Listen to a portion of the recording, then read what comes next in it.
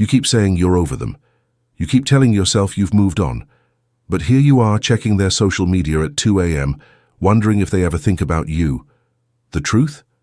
You can't move on because part of you is still waiting for them to come back.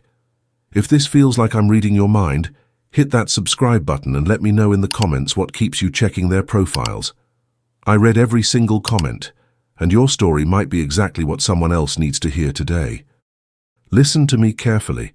The reason you can't move on isn't because you love them so deeply. It's because you're addicted to the possibility. You're hooked on the maybe. Maybe they'll realize they made a mistake. Maybe they'll miss you. Maybe they'll come crawling back, begging for forgiveness. You refresh their Instagram hoping for a sign. You replay that last conversation looking for hidden meanings. You create elaborate fantasies about them returning, confessing they were wrong, telling you they can't live without you. But fantasies aren't hope, they're prison bars. Here's what psychologist John Bowlby discovered about attachment. We don't just bond to people, we bond to the hope they represent. You're not missing them. You're missing the version of yourself that felt chosen by them. You're grieving the future you imagined, not the reality you actually lived. That future was never real. It was a story you told yourself to survive their inconsistency. It was a fairy tale you created to make sense of their mixed signals. It was hope built on breadcrumbs, not a feast. And that hope, it's killing you softly. Every day you hold on to it, you're choosing them over yourself. Every night you wonder what if you're abandoning your own healing. You've made their absence the center of your world and wonder why you feel empty. You wake up thinking about them. You go to sleep thinking about them. You measure every new person against their memory. You've turned someone who left into the standard for everyone who stays. Do you see the insanity in that? The brutal truth is this: they're not coming back. And even if they did, they wouldn't be coming back to save you. They'd be coming back because they're bored, lonely, or ran out of better options. Is that really what you want? To be someone's backup plan? But let's say they do come back. Let's say they knock on your door tomorrow, flowers in hand, tears in their eyes. Would you really want someone who had to lose you to value you? Would you really trust someone who needed your absence to appreciate your presence? Here's what Carl Rogers understood about self-worth. You can't receive love you don't believe you deserve. And right now, by refusing to move on, you're telling the universe you don't deserve better. You're saying, I'll take scraps over starting fresh. You're saying your worth is tied to someone else's recognition. You're saying you'd rather have guaranteed pain than uncertain healing. You're choosing familiar misery over unfamiliar peace. But moving on isn't about forgetting them. It's about remembering yourself. It's about choosing the person who will never leave you, you. It's about investing in the relationship that will last your entire life, the one with yourself. Stop checking their Instagram. Stop analyzing their last text. Stop creating stories about why they haven't called. They haven't called because they don't want to. And that's not a reflection of your worth. It's information about their capacity. Their silence is their answer. Their absence is their choice. Their moving on is their truth. Stop making their clarity your confusion. Nathaniel Branden taught us that self-esteem isn't built on being chosen by others. It's built on choosing ourselves consistently. Every time you resist the urge to reach out, you're choosing you. Every time you don't check their social media, you're choosing you. Every time you invest in your own healing instead of their return, you're choosing you. Each time you choose yourself, you build evidence that you're worth choosing. Each time you prioritize your peace over their validation, you prove to yourself that you matter. Each time you still hope instead of heal, you betray your own progress. The version of you that was with them, that person was incomplete, seeking validation from someone who couldn't give it. That person believed love meant suffering. That person thought begging was romantic. The version of you that learns to move on. That person is whole, offering love from abundance, not desperation. That person knows love should feel like peace, not panic. That person understands that the right love doesn't require convincing. You think moving on means they win, but staying stuck means you lose. They've already moved on. They're living their life while you're living in the past.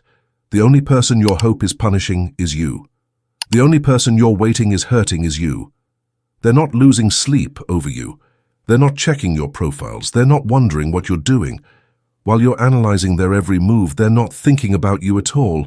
Let that reality set you free. Moving on doesn't mean you hate them. It means you love yourself more. It doesn't mean what you had wasn't real. It means what you could have is even more real. It doesn't mean you're giving up on love.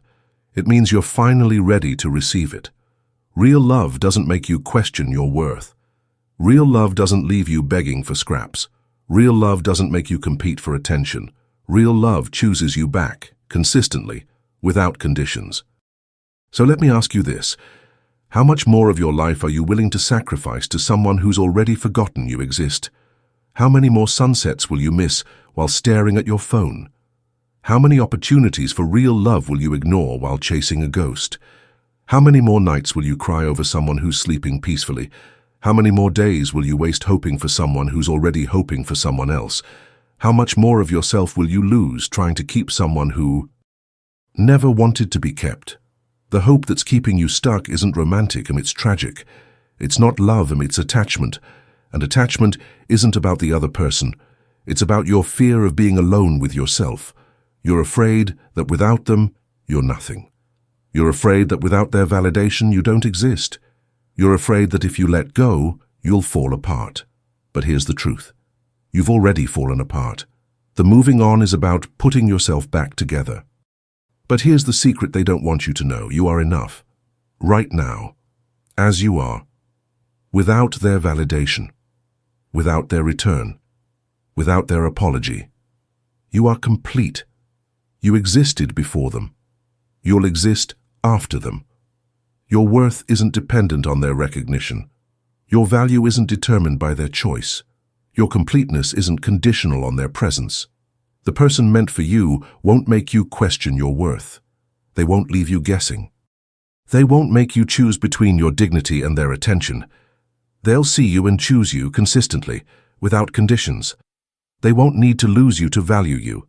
They won't need space to appreciate you. They won't need options to choose you. When the right person comes, your worth won't be up for debate.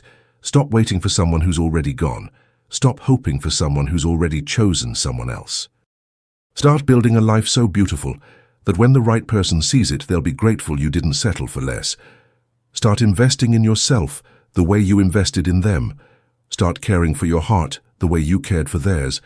Start choosing your healing the way you chose their happiness. Your healing begins the moment you stop making their absence about your inadequacy and start making it about their inability to recognize your value.